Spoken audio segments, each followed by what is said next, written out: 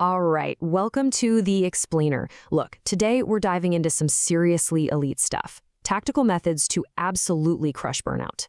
And just to be clear, this isn't about fluffy wellness trends. This is about reclaiming your cognitive edge, using the exact protocols developed for the most demanding environments on Earth. Let's just be real for a second. If you got 8 hours of sleep, you've had your coffee, and you still feel like you're wading through concrete, then your whole approach to recovery is just flat out wrong. You're trying to fight a biological war with a scented candle, and you're losing. Badly. So, what are we going to do about it? We're going to dig into how elite operators, think Navy SEALs, manage insane levels of sustained stress. We're talking days without sleep, constant life or death decisions, and they don't collapse. Their secret, well, it's not self-care Sundays. It's a hardcore system of tactical recovery. Here's the thing you have to understand. You're not just tired. The real problem is biological. Your brain is literally stuck in the wrong gear. It's an operational failure. And what we're about to show you are the precise biological exploits to force a full system reboot. Okay, let's get into the mechanics of this.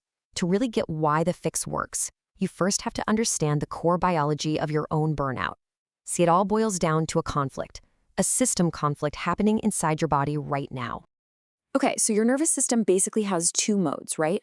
On one side, you've got the go system, the sympathetic. That's your fight or flight mode. High alert, cortisol pumping, everything's a threat. Then you've got the brake system, the parasympathetic. This is for rest, digestion, and recovery. Burnout, that's what happens when your foot is slammed on the gas pedal and you're permanently stuck in that sympathetic state. Think of it like this. It's like trying to run a high-end gaming laptop while the fan is busted and the processor is literally melting. That's what's happening to your brain. When you're stuck in that stress loop, your prefrontal cortex, the part you need for deep work, for planning, for actually thinking clearly, it just gets choked out. You're running on fumes, cognitively speaking, no matter how hard you try. And this is a really crucial point. That thing you do to relax, scrolling TikTok on the couch, that is not rest. It's just burning fuel while you're parked. The constant flickering blue light, the rapid-fire content, your brain sees all of that as a threat signal. It keeps you on high alert. You're not recharging the battery. You're just idling with the engine revving in the red. All right, so we've established the problem is biological, not a moral failing. So let's get tactical with the solutions.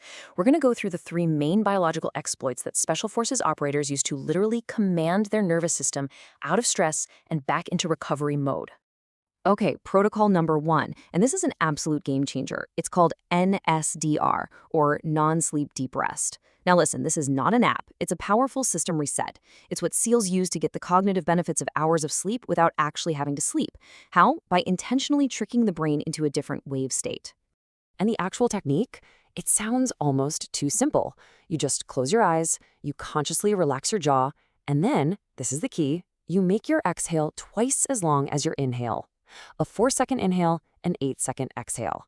What you're doing is sending a direct, powerful signal straight to your vagus nerve, basically telling your body's emergency broadcast system to stand down and initiate recovery. So what's the payoff? It's huge. The data on this is wild. Just 20 minutes of NSDR can give you the same cognitive recovery as 2 full hours of deep sleep. It proves that this is all about precision, not just duration. All right, protocol 2, thermal manipulation. This is where operators use straight-up physics to their advantage. Why? Because your brain has a non-negotiable biological trigger for deep rest. Your core body temperature must drop. If it doesn't, you don't get proper recovery. It's that simple. So how do you do it? Well, here are a few ways you can engineer that temperature drop. A hot bath before bed. Sounds kind of backward, right? But what it does is pull all the blood to the surface of your skin. So when you get out into the cooler air, your core temperature plummets. Bam! Trigger pulled. Same thing with a cold shower, or even something as simple as setting your thermostat to a cool 65 degrees Fahrenheit. That's about 18 Celsius. You're leveraging a powerful built-in biological switch. Okay, last one. Protocol 3, the tactical nap. Let's be honest, most of us are terrible at napping. We do it wrong, we wake up feeling groggy, maybe even worse than before we lay down. Elite operators, on the other hand, have perfected it. So what's the secret? It's all about the timing. The magic window is between 12 and 20 minutes, no longer. Why? Because that's just enough time to flush out a chemical called adenosine. That's the stuff that makes you feel tired.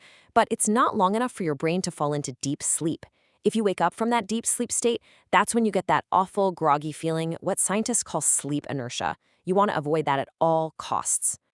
Okay, so now you have the protocols. Knowledge is great, but action is everything.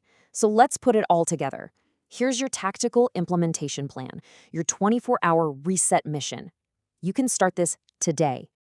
Listen up, this is your mission briefing. First objective, 2 p.m. the afternoon slump hits. Your instinct is to grab another coffee. Wrong. Your mission is to find a quiet corner and execute a 15-minute NSDR protocol. Objective 2, 9 p.m., power down. All screens off. That blue light is lying to your brain, telling it it's still noon. Stop the lies. Then you trigger the temperature drop with a hot shower and set your sleep environment to cool. Simple steps, execute the plan.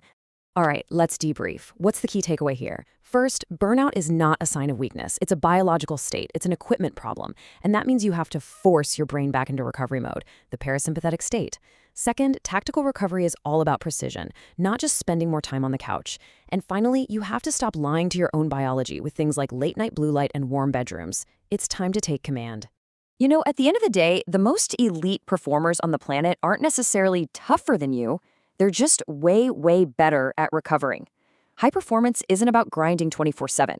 It's about having a disciplined, tactical system for recovery that lets you show up at 100% when it counts. So that leaves you with a choice. Are you going to keep treating your brain like a toy, or are you going to start treating it like the high-performance weapon it was designed to be? The protocols are right here.